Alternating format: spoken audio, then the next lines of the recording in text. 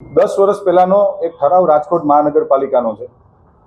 માનનીય મેયરશ્રી હોય કે કોઈ પણ પદાધિકારી હોય, ગુજરાતની અંદર જ્યારે પણ એનો પ્રવાસ થતો હોય છે ત્યારે એમને પેટ્રોલ કે ડીઝલનું ભાડું ચૂકવવામાં નથી આવતું, પરંતુ ગુજરાત બહાર જ્યારે કોઈ પણ પદાધિકારી જાય, માનનીય મેયરશ્રી, ડેપ્યુટી મેયરશ્રી કે સ્ટેન્ડિંગ કમિટીના ચેરમેનશ્રી કે નેતાશ્રી કે દંડકશ્રી, રાજકોટ મહાનગરપાલિકામાં 5 પદાધિકારી પાસે સરકારે કાર આપી છે, અન્ય મહાનગરપાલિકાની જેમ જ.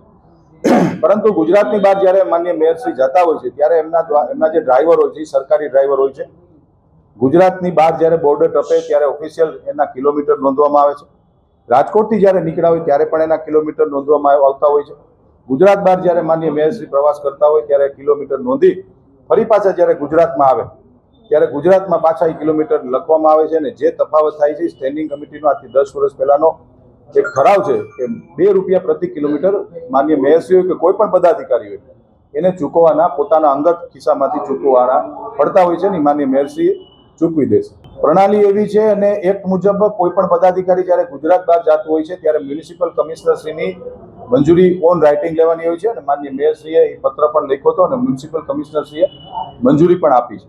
મારા ધ્યાનમાં બહેનોનો વિષય નથી, પણ મારા ધ્યાનમાં એમના હસબન્ડ વિનોદભાઈ પેઢડિયા ગયા છે, એ મને ખ્યાલ છે. સ્વાભાવિક છે, કોઈ બેન એકલા જતા હોય રાજકોટની બહાર ત્યારે સ્વાભાવિકપણે એમના હસબન્ડ કે કોઈ પરિવારના વ્યક્તિ સાથે હોય છે.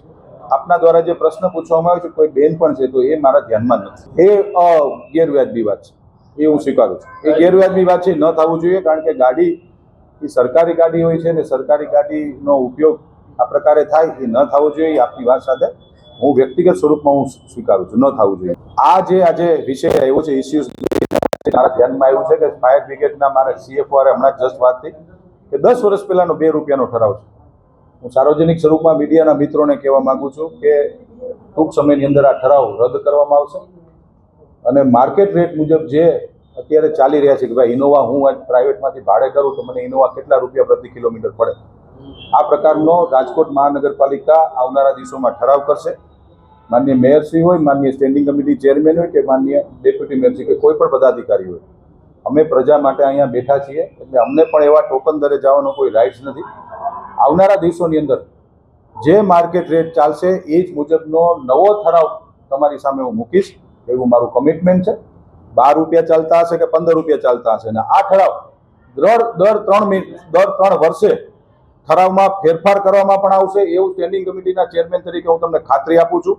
એમાં પણ અમે ઠરાવની અંદર લખશું કે આ કારણ કે પેટ્રોલમાં ભાવ વધતા હોય છે, ડીઝલમાં ભાવ વધતા હોય છે, તો એકને એક ભાવ રાખવો એ ગેરવાજબી વાત છે. આવનારા દિવસોની અંદર આ ઠરાવને બદલવામાં આવશે અને હું એક આમ નાગરિક તરીકે જ્યારે ઇનોવા ભાડે કરું છું, જે ભાવ હોય છે એ જ ભાવ મુજબ કોઈ પણ પદાધિકારી ગુજરાત બહાર જશે ત્યારે એને એ ચૂકવવાના રહેશે, હું આપને ખાતરી આપું. ₹2 પ્રતિ કિલોમીટર કોર્પોરેશનને એને ચૂકવવાના આવે છે. હવે એ ગુજરાત બહાર ગયા જ્યારે ડીઝલનો જે ખર્ચો છે એ માનનીય મેયરશ્રી પોતાના ખર્ચામાંથી પણ દઈ શકે છે. અન્યથા ડ્રાઈવરને પણ એક હેડ ઊભો કરવામાં આવ્યો છે કે ડ્રાઈવરને મહાનગરપાલિકા દ્વારા એક પૈસા આપવામાં આવતા હોય છે. એ પૈસામાંથી પણ એ પેટ્રોલ ડીઝલ પુરાવી શકે છે. એ સ્વ બુદ્ધિએ નિર્ણય કરવાનો હોય છે. માન્ય ડ્રાઈવર પાસે ન હોય તો માન્ય મેયરશ્રી પૈસા ચૂકવી દેતા હોય છે.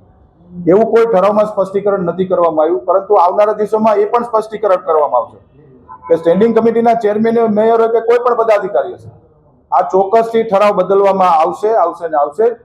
આ પ્રજા માટે બેઠા છીએ. એક સિટીઝન તરીકે ઇનોવા કોઈ પણ વ્યક્તિ લઈ જાય છે, એને જે ભાવ પડશે એ જ ભાવે કોઈ પણ પદાધિકારીને ચૂકવવાના રહેશે.